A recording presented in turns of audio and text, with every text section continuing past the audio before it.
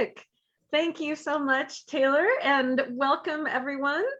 This is our third week collaboration with the Hisatsinom Chapter of the Colorado Archaeological Society. So on their behalf, we are thrilled to host and present Chris Johnston with Projectile Points, Chronology in the Oshara tradition in the San Luis Valley. Before we jump into Chris's presentation, I'm just going to start with some of our usual slides. We always begin by acknowledging the indigenous people on whose homelands and traditional lands we work here in Crook Canyon and where our campus is. Our mission is entirely dependent upon indigenous people, past, present, and future, and we like to take a minute to recognize and honor ancestral and descendant indigenous communities for their contributions to our mission and to all of humankind, and express our gratitude to all indigenous people and express our support and advocacy for actions to preserve and protect cultural traditions, ancestral connections, and sacred lands. As everyone probably knows by now, we are a research and education institution working in partnership with our American Indian partners and friends, and we are committed to education about accurate representations of Indigenous history and culture. Indigenous people are not just in the past, they are in the present and an important part of our future.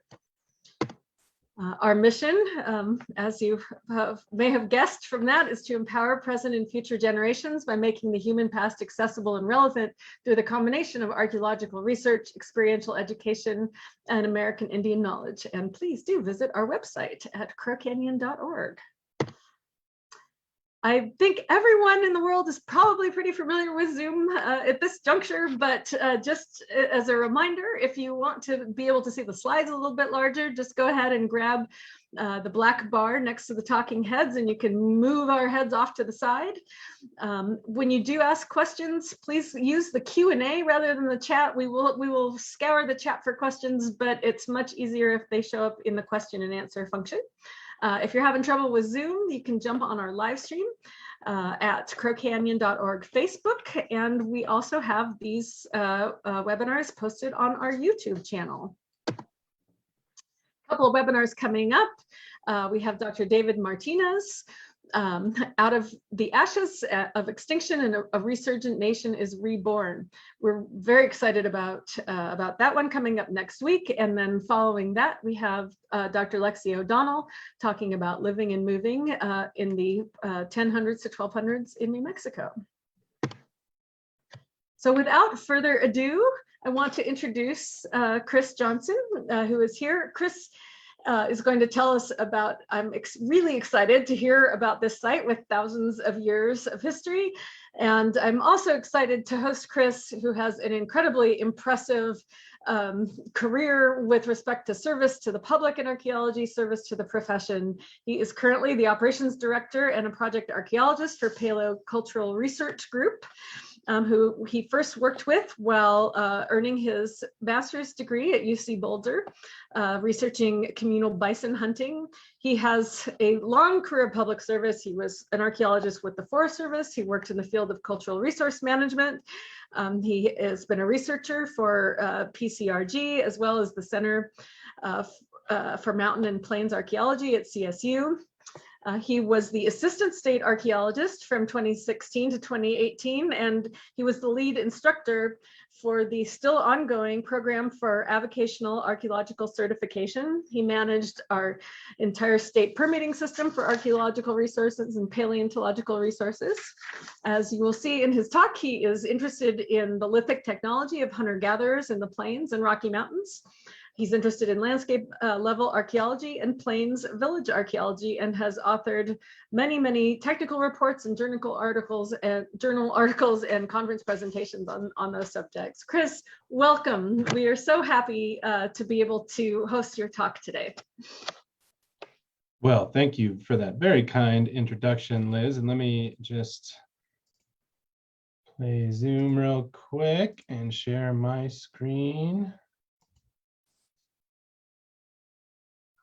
And I need to flip my screens. There we go. Does that look about right, Liz? Looks beautiful. Well Great. done. Well, welcome everyone. It's quite odd. I don't know how many. Maybe it's just Liz and I don't know. There's supposedly people out there, but it's a little weird just talking to your computer screen. But um, thank you for taking time out of your afternoon here on Thursday and joining me for this talk. And thank you again, Liz, for that very kind introduction. There's a lot of people out there, Chris. There's like 130 folks at the moment watching, and it's growing. So not to make you nervous, but you're popular. Pressure. No pressure at all. Thanks. No, I'm happy to be here and share a little bit about some research that I did during the heart of the pandemic. It's actually a great research project to just hole up in my lab and look at a bunch of projectile points, since we couldn't really gather and go mingle with folks. So I'm going to talk to you about that today. Before I get going, however, I want to just give some thanks and acknowledgement to some folks that were a critical part of this project. First and foremost is Meg Van Ness, who's the Regional Historic Preservation Officer for the U.S. Fish and Wildlife Service. This was Meg's doing, her idea. She approached us about doing this project, and none of this would be happening without her, for more reasons than one, as you'll find out later in the presentation. And then some previous researchers who kind of spearheaded the early work at the Scott Miller site that I'll be talking about today. Among those, Robert Wunderlich and Marilyn Martirano from our RMC Consultants, a CRM firm. They did the first major project at the site and coordinated a lot of the collection. Dr. Steve Holland, who is retired, but from the formerly of Denver Museum of Nature and Science, and Jared Beaton, who was a professor at Adams State University in Alamosa. He's now at Fort Lewis College over in Durango. They did some work at the site that I'll talk a little bit about. Their research was also critical to the development of this project, and numerous students and volunteers contributed to the work that resulted in the collection that I'm going to talk about today. So I want to acknowledge them. And last but not least, certainly is Nick Chapin and Brad Vieira, who are kind of two archaic northern New Mexico researchers who in the last few years have really expanded our knowledge about this period in northern New Mexico and south central Colorado. And they were very kind and generous in assisting me with some resources and ideas and thoughts. And particularly Nick Chapin provided a lot of resources that were incredibly helpful. So as Liz said, I work for an organization called the Paleocultural Resource Group, or PCRG. We're built very similarly to Crow Canyon, except on a much smaller scale. We're a 501c3 nonprofit research and education organization. But unlike Crow Canyon, who's kind of southwest focused, we're focused on the Rocky Mountains and Great Plains regions. And since 2009, we've had a number of projects in the San Luis Valley. And I wouldn't say we're the experts on the San Luis Valley, but we've certainly been doing a lot of work down there and have tried to add to the context and the chronology and the history and the archaeology of the valley. And it's become a second home for us almost. We try to get down there at least once or twice a year and do projects since 2009. And here I just have a couple, this map's just sort of situating you where we're talking about. So the valley covers about 8,000 square miles. So it's huge. It's a high elevation mountain valley. The average elevation in the valley bottom is about 7,700 feet. And that blue squiggly line, that's the Rio Grande. So it starts headwaters up in the San Juans there to the west, and drains through the valley down into New Mexico. And it's flanked, the valley's flanked on the eastern side, kind of Vine, the Sangre de Cristos over there. So these dots kind of highlight most of the projects we've done in the valley since 2009. That's sort of helped build some of what I'm going to talk about today. Give you just a real quick and dirty background on the San Luis Valley and the cultural history there. So some of the earliest indigenous peoples that arrived on the continent, were present in the valley. Roughly 13,500 years ago. In fact, the first and only Clovis point I've ever seen in the field was in the valley. Major Folsom sites, bison kills and camps in the valley. Over by Great Sand Dunes, Peggy Jodrey and Dennis Stanford, Smithsonian worked there, and many other Folsom sites. So major Folsom occupation. In fact, Kelton Meyer, who's a PhD candidate at Colorado State University, we'll be talking to the Indian Peaks Colorado Archaeological Society chapter, the Boulder chapter, about his dissertation research at the Redden site, which is a Folsom, primarily a Folsom campsite down there in the valley. And he's got some really fascinating and interesting research. I think that's in April or May, but look at the Indian Peaks CAST website for details on that talk. Highly recommend it. So, big Paleoindian component in the valley. And then, that continues from the Archaic to the Late Prehistoric, 7,000 to 500 years ago. There's habitation structures. These are two pictures at some habitation structures that we worked at in the last few years. These are, late prehistoric in age, roughly 1,500 years or so ago. And big campsites and some hunting sites, and a lot of history and depth of history in the valley. And that continued. Historic Native American folks used the valley, lived in the valley, traveled through the valley. There's accounts of journals, of Ute folks moving through the valley, crossing over the Sangres to get to the plains to hunt bison, in the mid 1800s, late 1800s. So, and to this day, people continue to use and live in the valley. Native American folks. The history doesn't stop. And then, of course, there's Spanish and American exploration and settlement in the valley, Gunnison, Fremont, among many others, and then early trails, the Old Spanish National Historic Trail, that's that map there on the bottom left of your screen. The North Branch goes through on the east side of the San Luis Valley. We've actually done some work on a few OST sites there on the east side, and then we've been working on a project trying to find the North Fork of the West Branch that runs through the valley. And I think we have some promising leads, but that's for another day. Okay, so just to situate you back again in the valley, and where I'm going to be talking about that big black dot there, that's the Scott Miller site. You can see the Rio Grande running through, and Great Sand Dunes, just to give you a little context of where the site is located. I can't talk too much about that today, but gives you just an idea of roughly where the site is located in the San Luis Valley. Now, the Scott Miller site, it's a wetland. It's a peat bog, had lots of activity. These are some photos of what the Scott Miller site probably looked like in the past, however. It looks quite different today. I'll show you in a sec, but it's we call it a relic wetland. It's again, a peat bog would have been a great place for animals to congregate, even humans to congregate, tons of resources, food resources, and other things. But today, and these photos, just to be clear, aren't necessarily of the Scott Miller site, but I wanted to give you kind of some context of what it would have looked like back, 500, 1,000, 5,000 years ago. Today, however, the site looks more like this, dried up landscape, almost barren. So if we were just out there and I was telling you, oh, people use this area, great resources were procured here 1,000, 5,000 years ago, you would probably think I was crazy because it looks not so appealing. But again, it's now dried up, and you can see these peat deposits there on that photo there. It gives you an idea of, it was an extensive, wet, dynamic landscape. That changed at some point in the last 50 to 100 years or so, for a couple of reasons. There's extensive, I'll show you a map here in a little bit, that you can get a better idea of what the ground surface looks like. But changing hydrology, a lot of agriculture in the valley in the turn of the century, in the early 1900s, mid 1900s, lowered the water table. So water was no longer pumping through this kind of dynamic wetland system. But they also did a ton of modification here. And we don't know exactly what happened or when it occurred, but it's pretty clear that there's been a lot of earth moving and kind of modification of the landscape for one reason or another.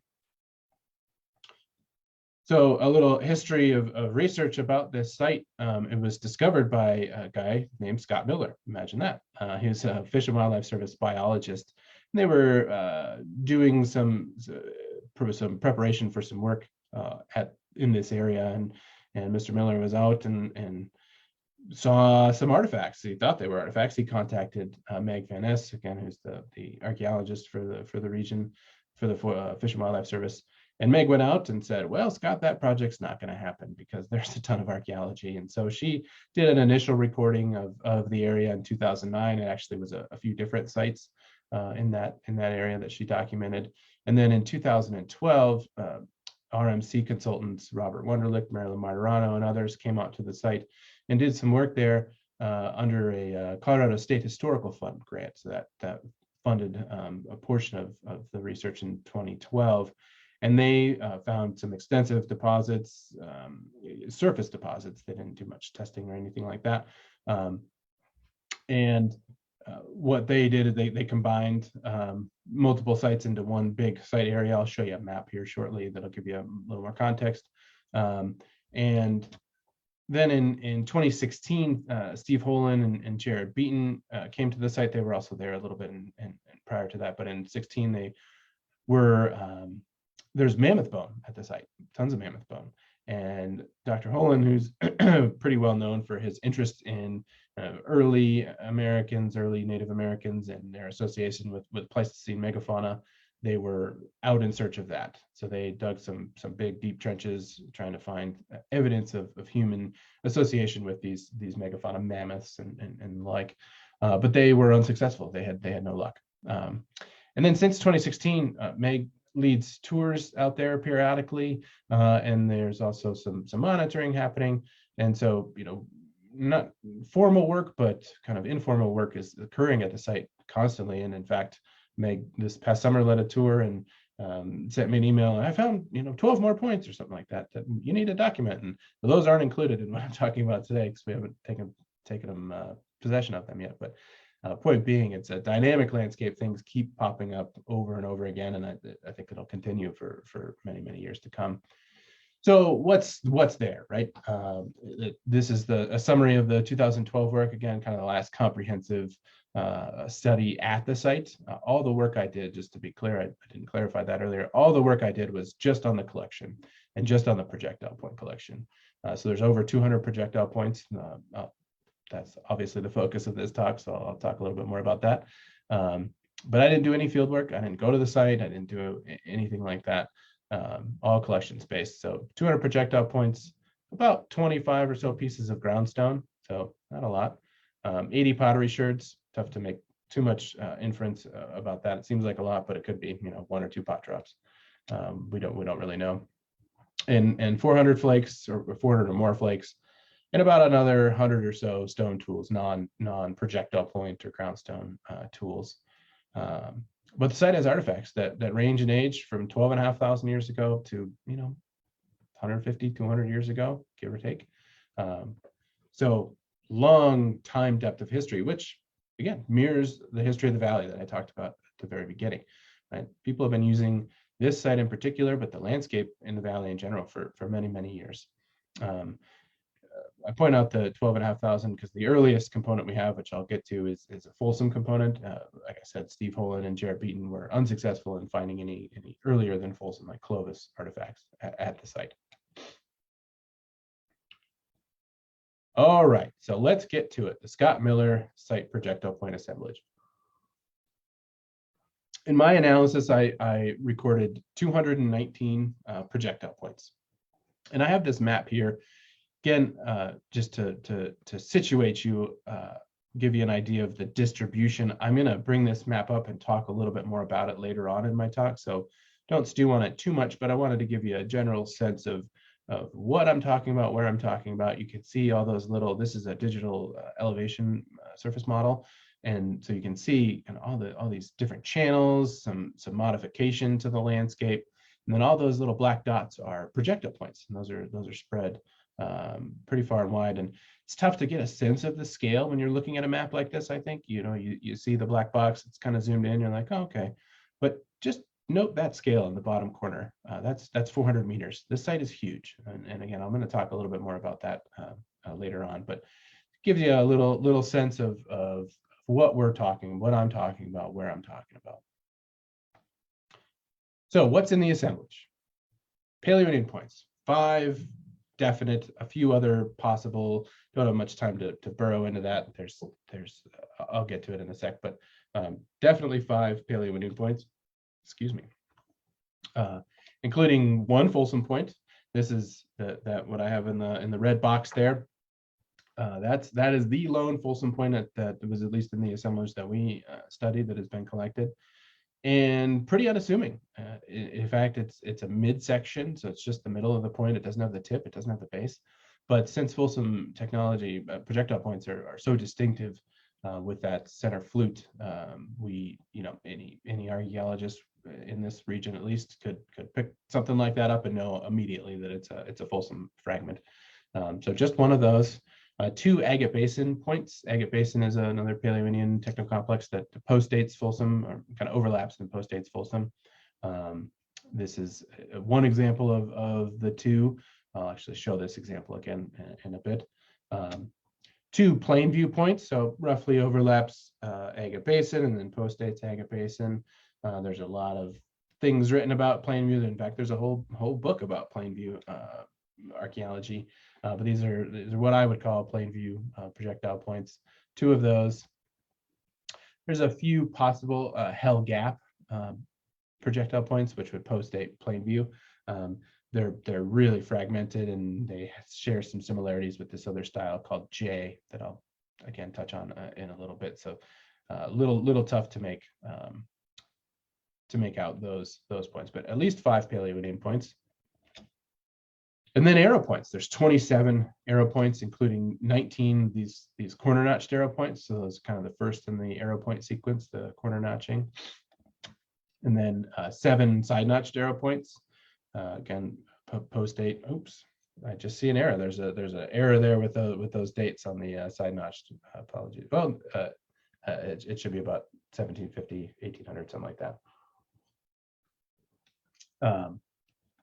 There are 1 definite arrow point, but it's too broken to tell, is it a corner or is it a side notched point?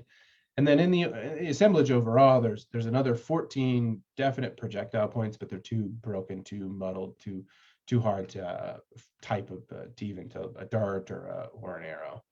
So those are there. So in terms of chronology, I talked about Paleoindian and corner notch, but I left out a whole middle part of that sequence. You don't go from Paleoindian points to arrow points, right? You go through this archaic sequence, this kind of middle round. There's actually 170 of those points, these Oshara tradition dart points. And I wanted to get a sense and show you a sense of the scale of what that means. It seems like a lot. It seemed like a lot to me, but I wanted to normalize it to points per 100 years, which is this table here that you can see. So there's roughly 0.2 Paleoindian points per 100 years. About 2 corner notched arrow points per 100 years. But there's 3.1 Oshara tradition dart points per 100 years. So the Oshara tradition, as you can see, spans a bit longer than either of those other periods. So the inflated number, I wanted to again normalize that, and it's clearly the most extensive period of use at the Scott Miller site, and that's going to form the basis of my talk, the rest of my talk.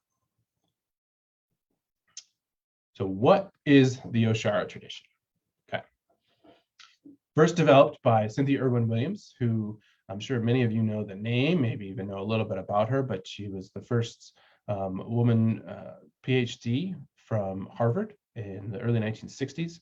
She did a ton of work in Colorado, including at the Magic Mountain and Lodeshka sites right here. Kind of, I'm in Broomfield, Colorado right now, right on the Front Range, and she was working at Golden at those 2 sites, so just outside of Golden at Magic Mountain and Lodeshka.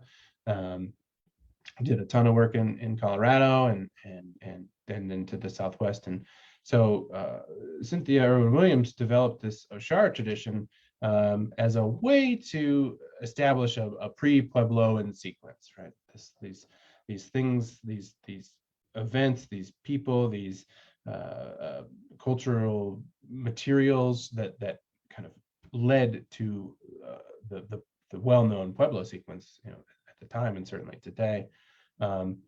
So roughly, we're talking about the Archaic period, the Plains Archaic period, or about 6,000 to 1,600 years ago, and that was her whole intent, was to establish this this sequence of things that led to Puebloan archaeology and history.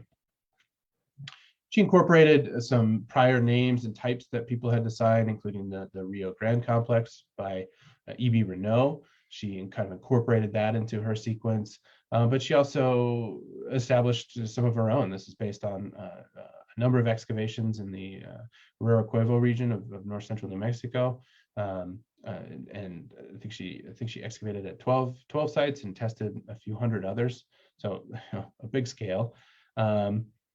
But her point was, the intent of her work wasn't to develop a projectile point typology necessarily. She wasn't trying to establish projectile points. Certainly they were a part of it, but the typological sequence was not her intent. Instead, again, it was to look at material culture as a whole, as a group, and establish these phases and bring that together in this sequence that led to the Pueblo periods. It's important to highlight that it wasn't a projectile point typology. That wasn't her intent, because it's kind of been used that way since the mid-late 70s to last month, and that's not what she was intending to do. So it's kind of been misused and misunderstood, I think, over the years. But in 2005, a guy named Nicholas Chapin from the University of New Mexico, PhD dissertation in 2005, he was trying to establish a projectile point typology for the Oshara tradition. So again, it's rooted in northern New Mexico. His sites are revisited some of the same sites and used new data that had been collected since 1973. And real quick, I want to just rewind to Irwin Williams. She published that in 1973, but I was actually just the other day, I'm working on a write-up for the Magic Mountain project that PCRG did. I'm analyzing all the stone tools there, and was going through her work from 1966, and it popped out. I'd missed it, but she was starting to think about this kind of Oshara tradition. She wasn't calling it that then, but starting to think about that, in the early mid 60s. So this was something that she'd been brewing on for quite some time, and then published it in 73. But so Nick, sorry to sidestep there, but I thought it was really neat and interesting, and I wanted to share that. So Nick, again, in 2005, his dissertation, and then he took that in 2017 and turned it into this book that I have the cover there, for the Oshara Revisited. You could actually order this from the university, or from the Maxwell Museum of Anthropology online. I'm not sure if you can now, but again, roughly equivalent to the Archaic period. So he's following kind of the same steps that Irwin Williams did. But again, he was trying to build the typology. That was his point, was to kind of better understand the projectile point sequence of the Oshara tradition. So he utilized what Irwin Williams had established, added some more terms and types to it, and I wanted to just highlight this figure to give you an idea of what I went through to determine the typology. And this is directly out of Nick's book. And so you can see there's kind of two sequences. Is it stemmed or is it notched? Well, if it's notched, is it side or is it cornered? And you just go through these decision trees all the way down to the proximal shoulder angle, and that really is that's the shoulder of the projectile point, and what that angle is, and that's his determining factor. And you can see it leads to all these different types. And there's arguments out there: is this the right way to do it? Is this the wrong way to do it? As archaeologists, we're often the term you may hear or have heard is lumpers versus splitters. Do we combine a lot of variability into one type, or do we parse out some of these shoulder angles, or this one's 2 millimeters longer than that one, therefore it's this. We're talking about stone, we're talking about people in the past reworking things, so there's some gray area there. But I did use Nick's methods here to determine the point types for the Scott Miller site. You can see he has multiple series and then types within series. I'll give you a better hint of that here in the next line. one kind of endemic problem with the Oshara tradition that Nick helped solve, but is still kind of looming out there is the chronology. And getting well-dated sites and well-dated sequences of these types showing up stacked on top of each other. There's a few, but it sure would be great to have some more to kind of refine that chronology and the dating a little bit better. So what's the Oshara tradition at Scott Miller? So on the left, I have the different series that are in the Oshara tradition. In total, there's 104 definite Oshara tradition points. So J, I have that there at the top. You can see it on the bottom of the poster on the left. This poster is it's a great resource. It's hanging on my wall right there. I look at it every morning when I get here and every afternoon when I go home. So I live and breathe the Oshara tradition, I guess. J is confusing. J's there's not a lot known about it. There's not really any good dates. Some people argue it's paleo. Some people argue it's really archaic. It's probably somewhere in between there. And I have the 3 question mark there because there was a couple of these are those hell gap J kind of what's what, too fragmented to type. And since so little's known about J, we're just going to push that to the side. But then, so the series is on the left there, and then you see the quantity on the right in a rough age range for each of those different series. Give you an idea, like I said, there's the series, there's the San Jose series, the Armijo series, the Amedio series. Those are the 3 most common series types at Scott Miller. But within each series, you can see these different San Jose side notched, grants at San Jose, stem A, stem B. This goes back to that decision tree that I just showed you, right? This where the shoulder angle is such, therefore it's a San Jose, stemmed A versus a stemmed B. Yeah, maybe, I don't know. Not sure how I totally feel about that still. Chewed on this for over a year and I'm still kind of scratching my head, but there it is for you. You can see the variation within each series. But the sample size of what I had to deal with, 104, it seems like a lot, but when you start breaking things down into these different series and then these different types within those series, it gets pretty sparse. So I wanted to try and draw some bigger conclusions. I'm a big advocate for that myself. I try to do better every time is look at some bigger picture issues. So I, maybe even against what Chapin would say how to use his system, I kind of rewound it back up to the series level, and the rest of my talk and how I present my research for this and on the final report is based on those series types. But wanted to kind of highlight these and show you the range of variation within series and even kind of between series. Some of those, say those Armijo side notch there on the bottom are pretty close in many ways to those in Medio side notch, and so it takes some of what Nick has in his methods, really do help parse those differences out. And when you lay them all out on the table, you go, oh, okay, I see.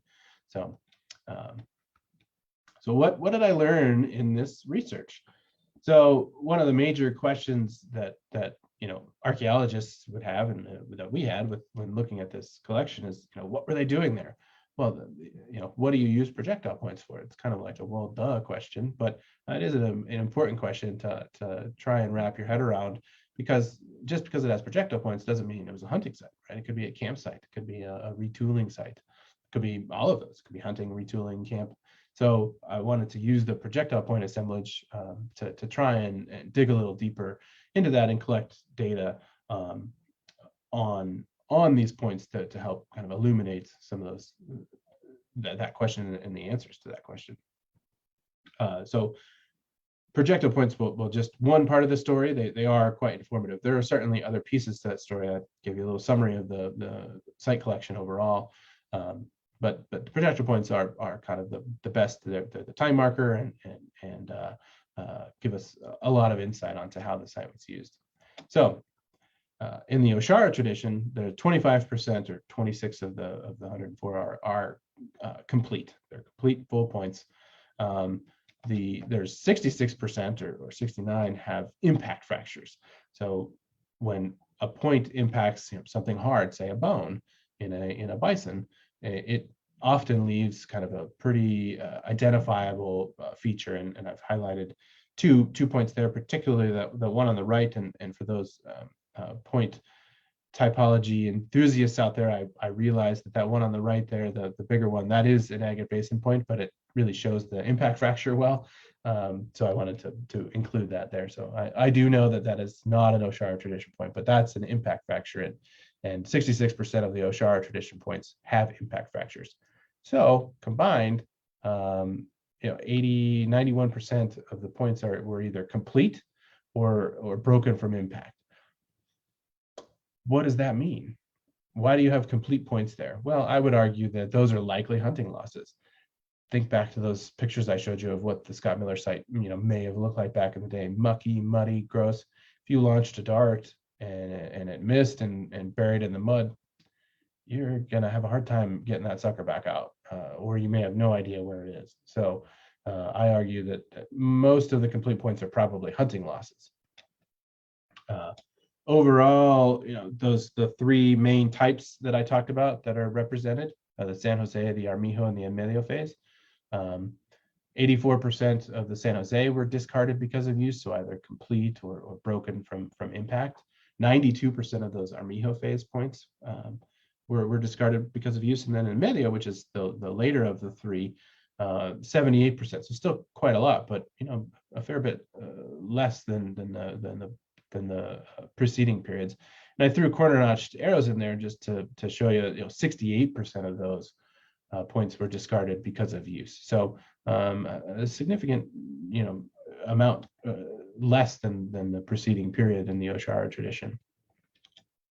Overall at the site, 78.5% of the points. So these include the Paleoindian, the arrows, and even some of the ones we couldn't type. I could tell they had impact fractures.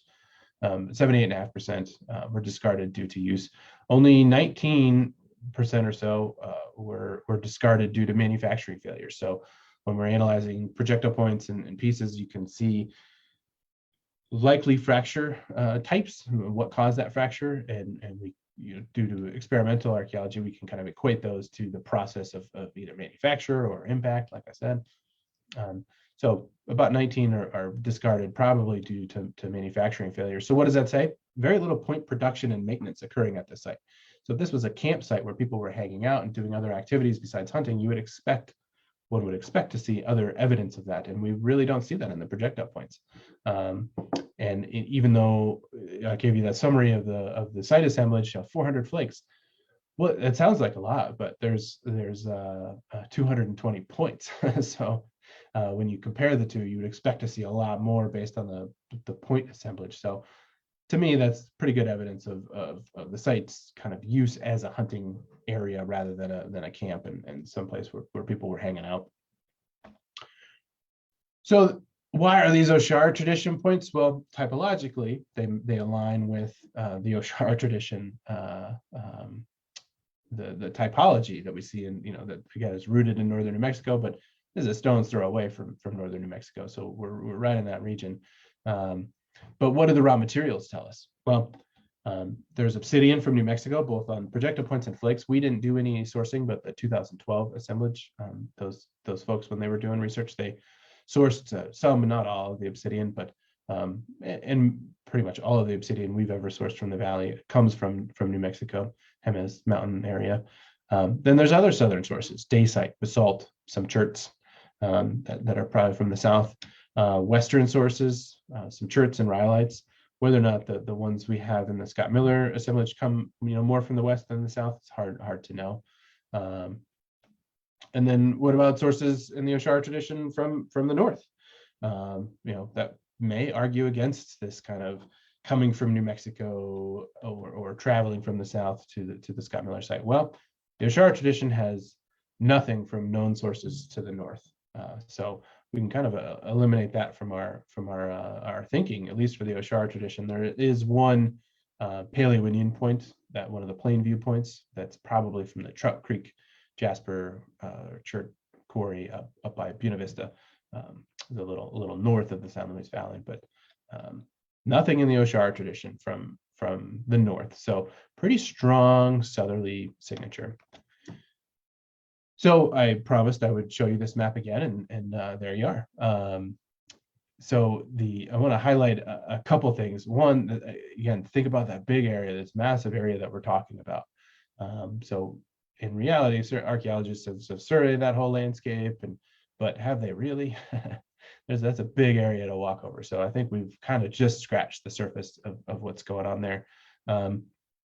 But really what I wanted to highlight here is that real tight concentration. I've got it outlined in the white box, and it says elephant mounds next to it.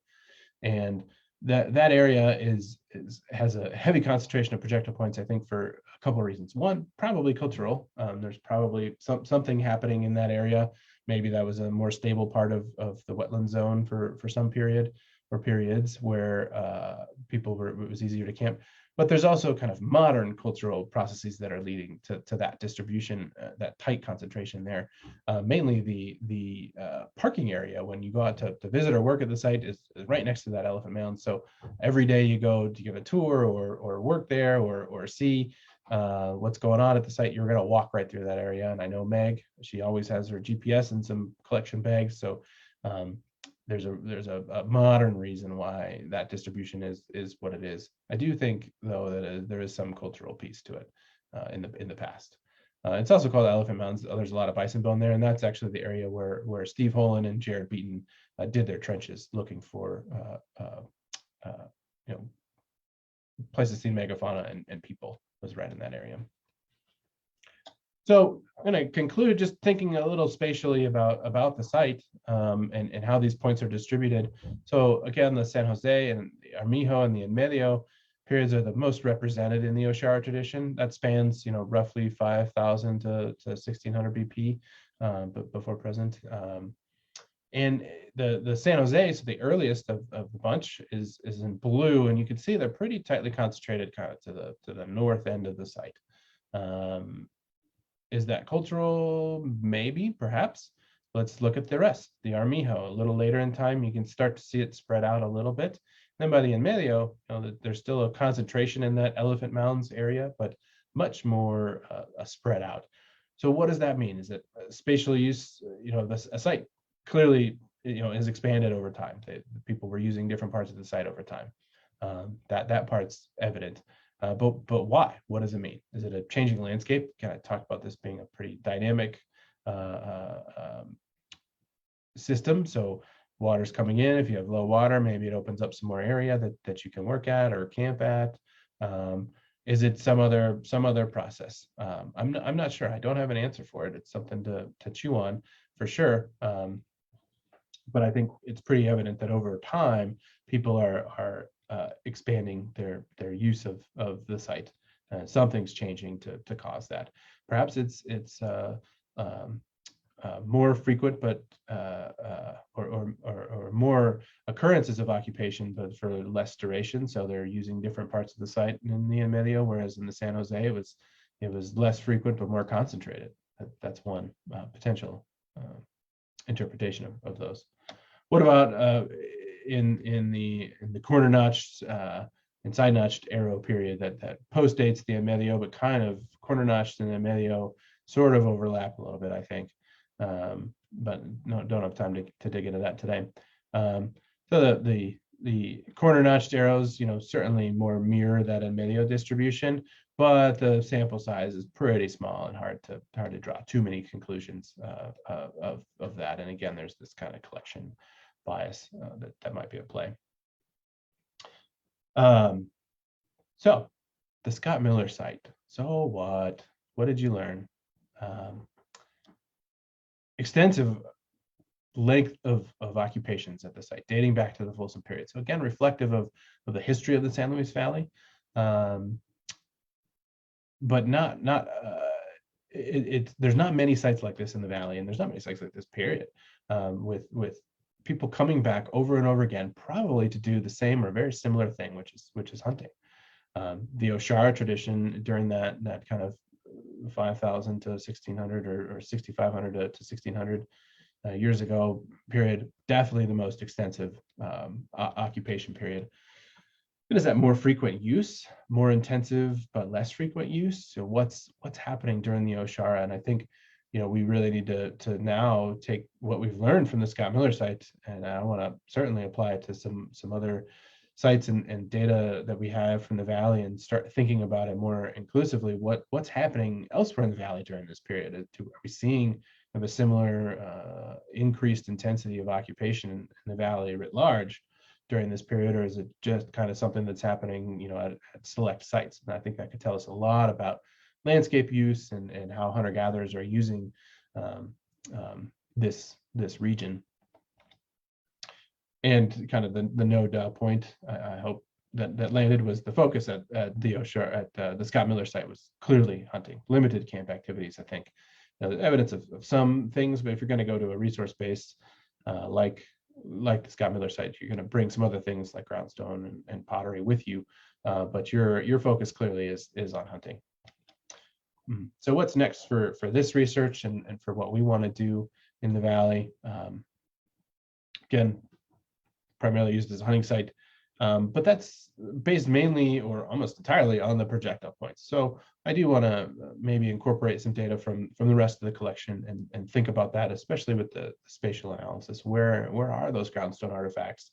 I didn't have access to much of those data when I was doing my analysis, so would definitely be a little side project, but it has piqued my interest to kind of either confirm some of my interpretations or bolster them or refute them. That's science, right? Another takeaway for certainly the professional crowd out there, but also the avocational crowd. Think about using local and regional typologies. So people use the Oshara tradition, but I talked again earlier about how it was kind of been misused. I think Chapin's work is hopefully going to become more well known, and people will consult that as a guide for the Oshara tradition projectile point typology. But it's not just the Oshara tradition. This is kind of a pandemic. No, I shouldn't use that word. Is a problem that occurs across archaeology, where we bring in types from the northwestern plains to the southwest, and is that really the right way to approach it? I don't know. You could argue either way, but I'm an advocate for using local and regional typologies, particularly based on this work. Then I want to examine some similar sites. So in 2021, PCRG, our first survey post-COVID, was at the Mr. Peat site, which is a very similar site to Scott Miller in terms of it being a relic wetland site. But the survey work we did there in 2021, certainly revealed some different patterns. There's tons more groundstone and far fewer projectile points. So something different perhaps is happening at the Mr. Peat. We're just starting to burrow into those data. So I'm excited about that. And there's other sites just like this that hopefully over the next few years we can think about doing some work at. So if that piqued your interest, but you want to know more, PCRG, we strive to put as many of our research reports up online as we can, and this one is one of them. So it's at that web address there, paleocultural.org/research. If you found, wow, I don't know anything about the San Luis Valley and I want to know more, this is a great book that just came out in 2020, edited by Jared Beaton, who I talked about, and Nick Sains and Benjamin Weidel. That gives you everything from the geology of the San Luis Valley to the best rock climbing spots and kind of everything in between. PCRG's research director, Mark Mitchell, has a chapter with Angie Kroll about the American Indian archaeology in the Valley. And then a quick shameless plug for my organization, PCRG. We're a member-supported 501c3. And what we do is we organize 4 to 6 research projects every summer. And if you want to come do archaeology, but you've never done archaeology before and you're a little scared, but you're like, I really want to go do archaeology, look us up, paleocultural.org. We take volunteers from professional archaeologists looking for a busman's holiday to avocationals who've never done anything in the field at all, and everyone in between, students, and they come on our project. So look us up and learn a little bit more. And with that, I'm done. So I'll kick it back to Liz, I think, yeah? Yeah, but I'll be bouncing it back to you because we have all kinds of questions coming in from the audience. But Okay. First, thank you so much for that fantastic presentation. Really, really great work, and has piqued a lot of people's interest.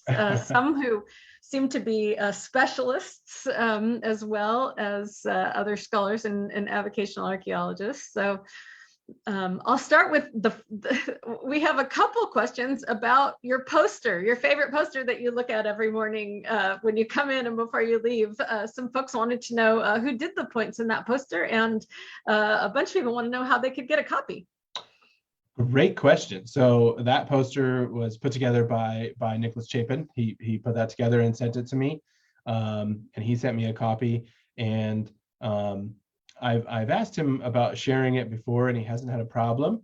I will confirm with him that is okay. But you can email me. My email address is sitting on that last slide that I think you can still see.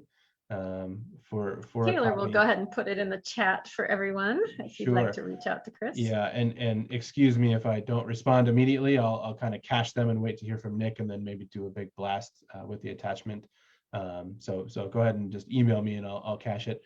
I'm also trying to get it up onto our website, archaeologycolorado.org, and you can see that web address there. And I encourage everyone to visit that. It's a public archaeology site that we've established last few years.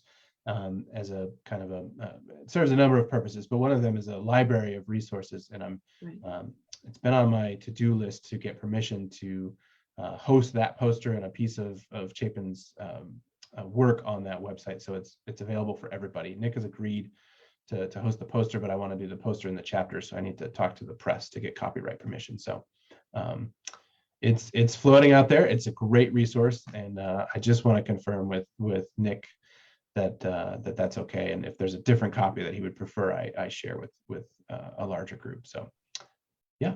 Great, thank you. Yes, we're in favor of minding our copyrights, and we're in favor of your shameless plug. It's not shameless at all to offer your resources to the public, and note that you're entirely supported by the public as well. So it's a big deal for us too. So I support you. I will jump in kind of in order. There's a question here that I don't understand, because it's clearly from someone with a good understanding of your area. So I'll toss this off to you and apologize if I mispronounce anything. But we have a question that said, noticing that you didn't mention the presence of Goshen points in Paleo times at the site, I was wondering what you think that says about the territorial range of makers of Goshen points, if I'm saying that correctly, and the range of those living in the Scott Miller site area. Well, we could launch into another 45-minute talk, I think, to address that. But I will say that there's been a lot written about Goshen, especially in that Plainview book that I think Holiday and Ruth Ann Knudsen and somebody else was involved with. I think there's still some questions about what Goshen is, what Goshen means. To me, it's more of a northern expression of Folsom Plainview era projectile points.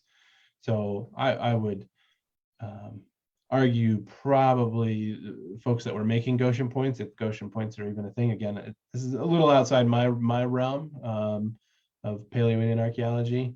I tend to stray a little later in time than Paleo, but in my view, people that were making Goshen points were probably not frequenting this area a whole lot. But it's a tough nail to hit. I would say it's a great question. I think what I will say, that we need to continue thinking about Goshen and studying and collecting more data on the variability of what have been called Goshen points to figure that one out. Awesome. I'll look that up after this. Check out that book that you recommended. It's great. We had a question come in from one of our Facebook viewers, curious if chert undergoes hydration in the same way that obsidian does. I probably were referencing your discussions of chronology. Sure. Yeah. Not at any known rate. I mean, certainly you can. There's chert that desilicifies, but obsidian hydration dating is a chronological marker. it's certainly not as precise as radiocarbon dating or tree ring dating. Nothing's as precise as tree ring dating, but it does not. The short answer is no. It wouldn't be a way to date, particularly even obsidian hydration dating in this context, being a wetland area. I think would I'd have to talk to a specialist in that realm, but I think they would maybe not prefer something from an unknown kind of changing dynamic context. Bummer. Yeah, totally. Okay, we had a question about asking if there were any archaeological sites by the Sandhill Crane petroglyph on the west side of the San Luis Valley, if you're familiar with that area. Yeah, I'm trying to rack my head if there are any. I'm sure there are. None are popping out to mind. I haven't spent a ton of time around there. Nothing. Probably from someone who frequents that area. Yeah, but, and the thing with the valley, there's archaeology everywhere. I mean, it's We did a survey along the Rio Grande natural area, and I swear to you, we couldn't walk more than 10 meters without hitting another. We finalized the site boundary, and then boom, there was another site. There's another one. We covered very little ground because of it, but we found a lot of archaeology. So there's archaeology all over. I'm sure there is nothing is popping out to me at the moment. I apologize to the questioner. One of our attendees asked if you thought the increase in land use over time could be due to the site slowly drying out from the Ice Age. Seems like the land would be more widely useful for agriculture and homes as it dried out. Yeah. Folks probably weren't farming in the valley. No real evidence for agricultural, at least in indigenous peoples doing that.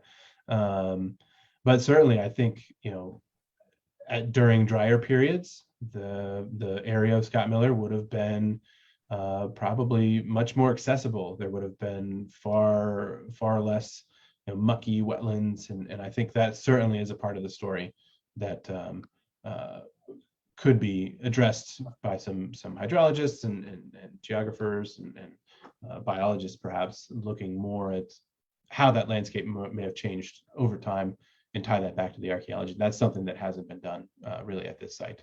They've done some work at the Mr. Peat site that I talked about, so we have some good environmental data on that. We have a question asking about the material sources. What materials specifically were used, and do you know where they came from? Yeah, so I sort of addressed that in the materials slide. So I don't know when that question came in, but again, the obsidian comes from the Jemez, multiple sources in the Jemez Mountains. There's dacite that also would be coming from that region. And there's some basalt, probably also from that region or kind of South Valley. There's some basalt, potentially basalt toolstone quality in the valley. And then rhyolites, these kind of extrusive volcanics that are silicious, kind of South and West Valley. And then some cherts, Cumbres, chert, from down in Cumbres Pass area in South Valley in northern New Mexico.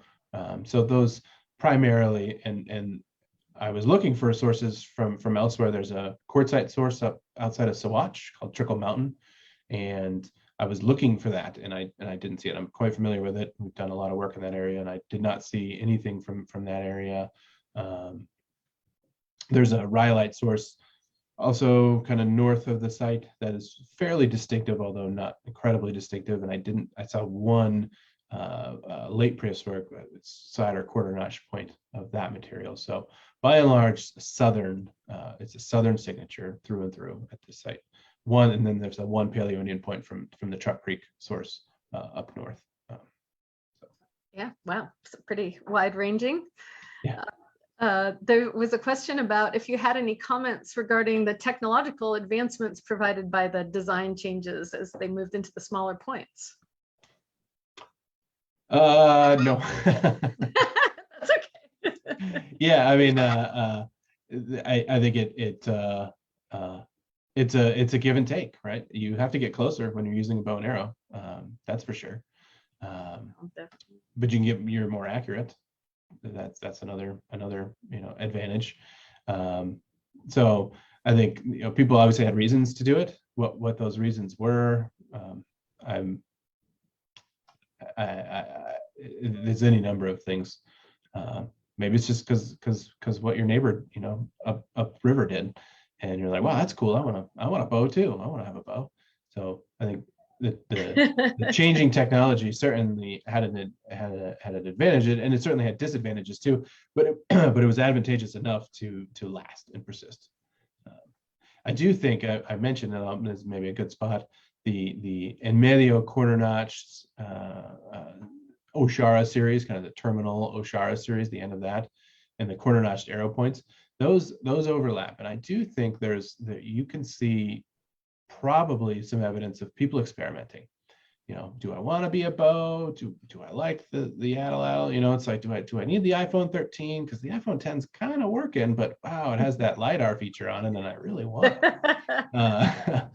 And I think we can, just measurements alone, we can see kind of them playing with that kind of morphing technology, and I think it plays out. Even Chapin talks about it as this, wow, these really could be arrow points, or some of these arrow points really could be en medio dart points, and the baseline most archaeologists use is the haft width, and that is kind of the standard, and that's what I used. Excellent. We have someone who's clearly also a lithic aficionado asking about, what about Eden versus Plainview? I guess they're putting you through your paces today. They are, yeah. I guess I should have read the Plainview book again before I. Yeah, I'm. It's pretty far flung from my normal research, so to comment too much in too much detail, I wouldn't feel comfortable doing that. I would encourage folks to look at this Plainview book. I think it's called Plainview: An Enigmatic Landscape.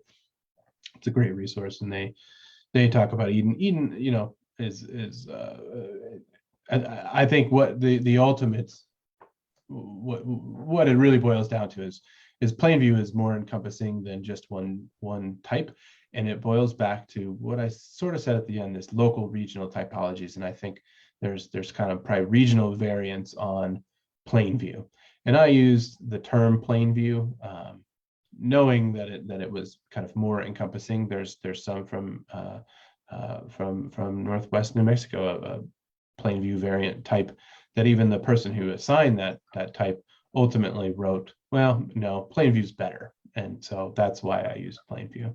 But I think Plainview is more than just a projectile point type. It's a techno complex, and there's regional variants, just like there is with corner notched arrow points and archaic dart points. There's just these regional variants, and I think that's what Plainview, Eden, Goshen, some of the other names are escaping me. I think that's what that means.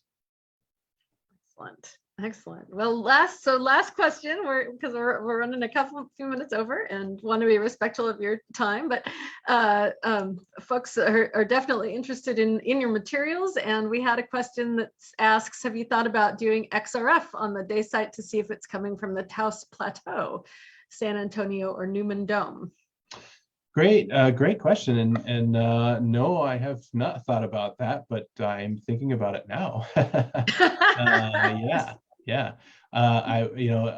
Doing any analysis, or the collection's not mine; it belongs to the Fish and Wildlife Service. So I no longer have possession of it. So we'd have to coordinate that and sending it off. But XRF is not destructive, so it should be a pretty easy thing to do.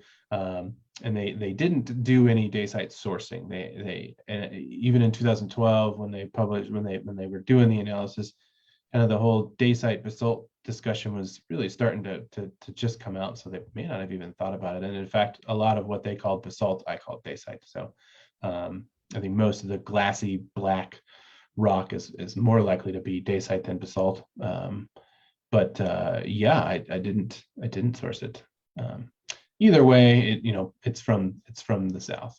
I think that's the moral of the story. But thanks for that question, viewer. I'm gonna chew on that now. There you go. Public archaeology at work. There it is. All right. Thanks so much for giving your talk today. It was fantastic, and we hope to see you again in the future. Great. Well, thank you very much, Liz. Thanks everyone for coming. And if we didn't get your question or you want to know more, my email is right there, and our website. You can look us up too. So. All right. Thanks so much, Chris, Thanks, and everyone. PCRG. Have a great night. Bye.